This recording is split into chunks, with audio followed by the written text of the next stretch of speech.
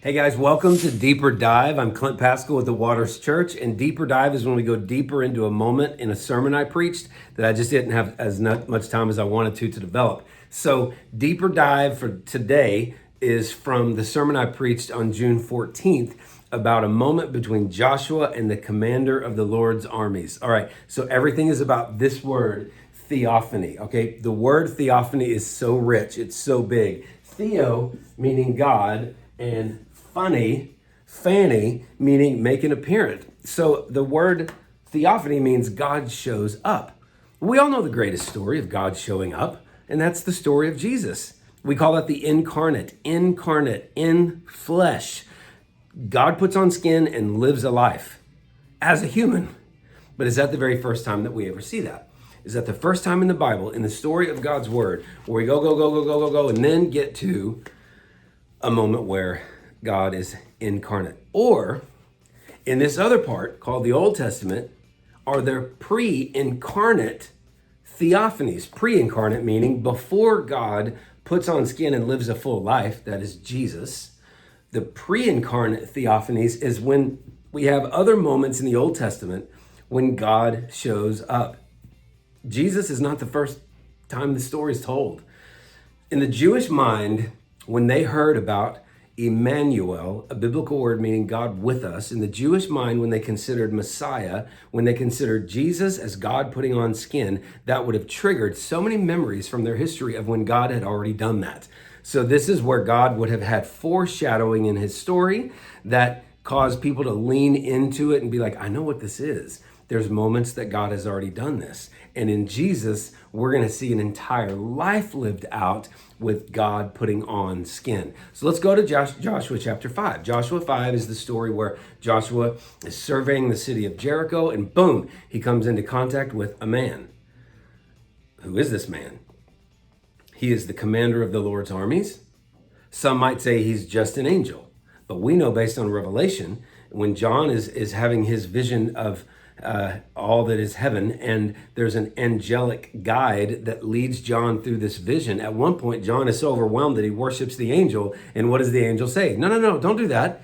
Get up. Worship is reserved for God. Angels don't receive worship. But what did Joshua do to the commander of the Lord's armies in Joshua 5? He worshiped. Boom, fell face down, worshiped. What are your commands for me, my Lord? This commander of the Lord's armies, theophany. This is a moment when God shows up. And why? The entire biblical story is a story of pursuit. God pursuing you because he loves you. Christianity is not a story of us doing our best to reach to God. It is a story of God reaching and pursuing humans, all right? One of the ways that he tells his story is through theophanies. So there's many different examples of theophanies.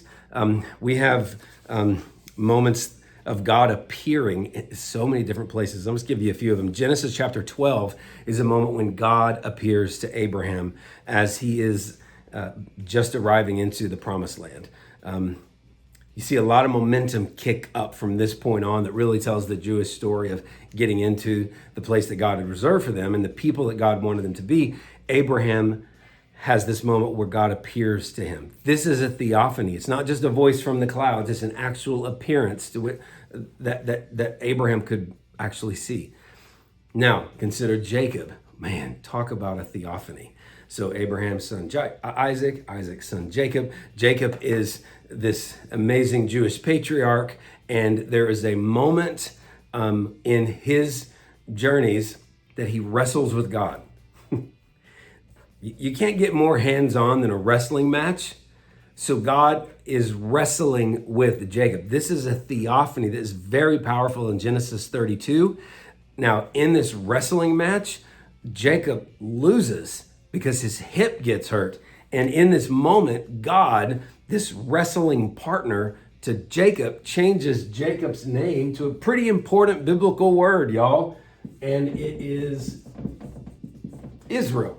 The name Israel. That's what Jacob's name gets changed to. And it's a result of a theophany, a moment when God put on an actual physical appearance and was able to not only be seen, but by Jacob actually touched and wrestled with. This word Israel is God, and then Sarah in Hebrew means prevail. So Israel means God prevails. God wins. When you see Jacob losing this wrestling match with this Theophany, God as a wrestling partner, God then uses that moment as a powerful identifier to who God's people will be known as. They will be known as Israel. God wins. God prevails. Not as a way to rub anything in Jacob's face for losing. I mean, obviously he's going to lose a physical encounter with God. He doesn't name him Jacob loses. He names him God wins. He names him God prevails. That is Israel. All a result of a theophany. In the book of Gideon, in Judges, you find an angel appearing to Gideon, and Gideon is overwhelmed by it, even sacrifices to it. There's worship to it. This is theophany. This is God showing up. What about Shadrach, Meshach, and Abednego in the book of Daniel? They're in the furnace. What happens? A fourth person shows up. Who is that? This is God. He is with us. He is Emmanuel before Jesus. Emmanuel means God with us. He was with us before the incarnation of Christ, where he was with us, obviously in spirit, but in the pre-incarnate theophanies, the pre-Jesus opportunities where God shows up for our own personal experience. What about Moses and the burning bush? This is a weird theophany. Why couldn't God have just spoken from like the sky? But he doesn't do that. He comes and has a presence within this bush that's on fire. It's not consumed, but it is alive with fire energy. And from this bush, God communicates, takes over that bush and communicates the marching orders to our man Moses. Without him, where would we be? All a result of a theophany in a bush. So theophanies can take place in all different kinds. One of the things that you see when God's leadership of his people is the cloud, the pillar of cloud. Now here's where we see the glory of the Lord as is described in Exodus, as shown in the pillar of cloud. That pillar of cloud, a lot of times I used to kind of just sort of picture it as this thing that was in front of them and they followed it. But remember, these people are in the desert. This pillar of cloud could have also been a huge umbrella that shaded them and protected them in their journeys from getting sun fried to a crisp. But that was the glory of the Lord showing up. How? In that moment, that theophany had to do with an actual cloud. What about Job? At the end of Job, God shows up in a storm. So it's not just a voice from the sky, it's in an actual physical, tangible thing. You can feel a storm. You can feel the rain. You can feel the wind. It's something you perceive with your senses more than just your ears. Theophanies are all throughout the Bible, all throughout the Old Testament. And what is the continued point of these theophanies? A continued beautiful story of God saying, I am pursuing you. I'm going to go as far as I can to get your attention. I am with you. So that by the time we get to Jesus, it's not just a brand new story of God doing something more than just speaking from the sky. He actually put on skin. The Jewish people would have said, yes, this is our God. He does that. He's been doing that for a while. He's been showing up in these theophanies. Now, there's another word that you will also hear called Christophany. Christophany would be a subset of theophanies.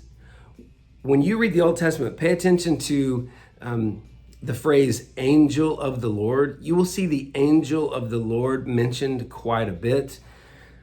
Many scholars believe that every time angel of the Lord is mentioned, that is a Christophany. There's some disagreement about the terminology. I think theophany is a very obviously large umbrella term because a Christophany would have been a theophany, an umbrella term for when God shows up and has an actual appearance in a way that people would be like, whoa, that was God. And he did a lot more than just, speak from the sky. He did something very powerful. He actually showed up.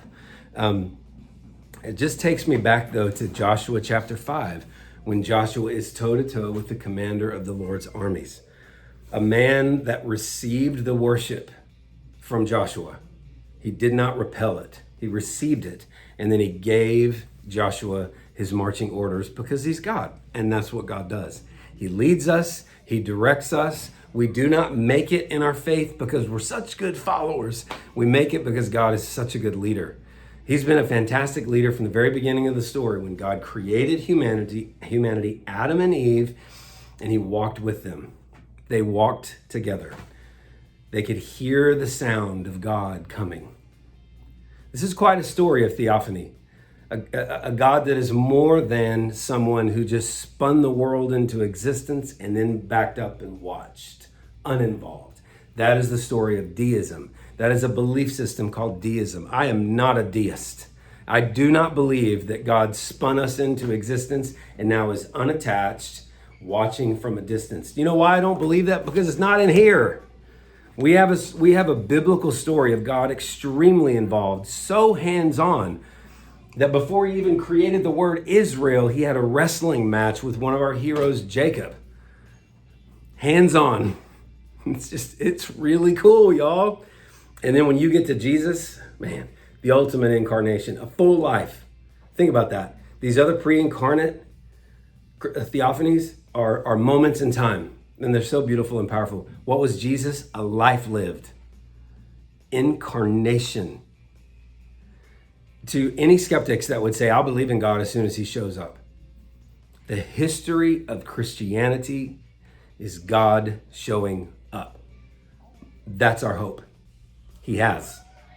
And now it is up to us to figure out how we are going to respond to God making his appearance.